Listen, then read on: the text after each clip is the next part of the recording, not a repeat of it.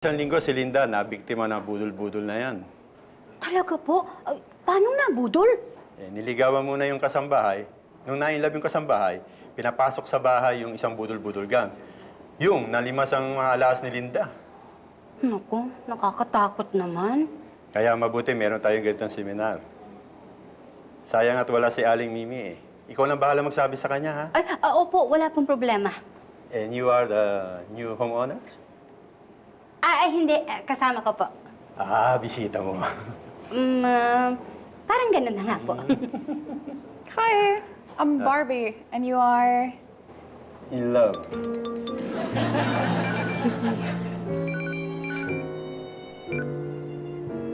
Yeah, okay. Kailan ka punta sa bahay?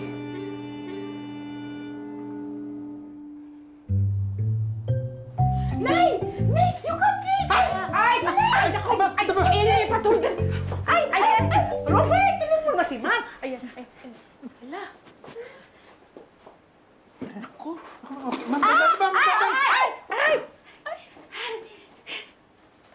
Oh! Ma'am! Nay! Ay! Hala! Nay, okay na po kayo? Ha? Ay, may iniisip lang. Si Barbie kasi. Bakit po? Anong problema po ba kay Ate Barbie? Wala sa sarili niya. Tapos, lagi may kausap sa cellphone. Ay, Ma'am, napansin niyo rin po. Kayo rin ba? Eh, Ma'am, lagi ko yung nakikita May kausap na lalaki. Pagkatapos, kilig na kilig. Tapos ma'am, ayaw pong parinig sa amin yung pag-uusap nila. Nako. Sana mali ang iniisip ko. Na ano po?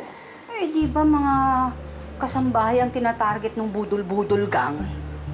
Paano kung nabubudol na pala yang si Barbie? Huwag kayong mag-alala, Ma'am.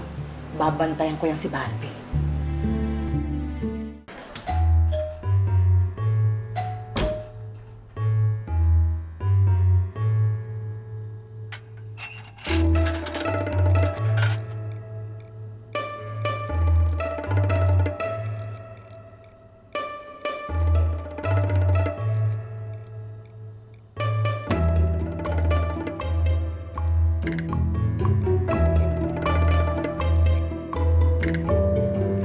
Kitang-kita ko, meron siyang kausap na lalaki. Gwash ba? Anong wash? Gwapo. Hindi ko nga nakita yung mukha kasi madilim. Mukhang inabutan pa niya ng pera. Scary. Baka nabudol na talaga si Barbie. Salita ng ganyan? Oo nga. Matalino naman siguro si Barbie. Hindi yun mabubudol kaagad. Oo nga. Pero ma'am, paano kung tayong ibudol ni Barbie? Hindi naman siguro. Ma'am, paano kung kasabwat niyo yung budol-budol gang? Hindi yan. Mama, eto tandaan niyo po, ilang buwan pa lang sa atin si Barbie. Tama na nga. Ako ba man sinasabi ko lang, alam niyo na. Sige na. Ako nang kakausap sa kanya. Siguro naman aamin siya kung ako magtatanong. Yun na nga po. Yun ay kung hindi siya talaga kasabwat ng...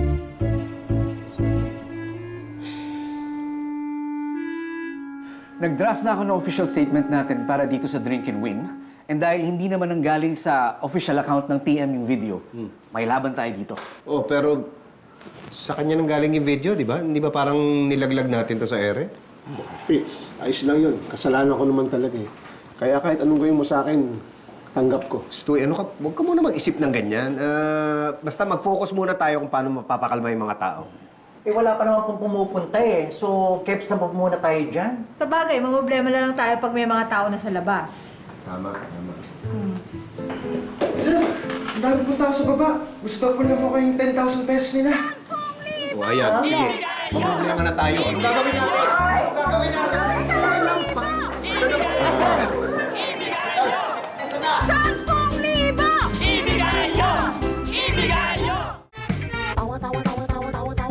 Anytime, anyone, anyhow. Halika manood at sumigaw. Anywhere in the world, everybody in the house. Click and subscribe now. You know. Click and subscribe now.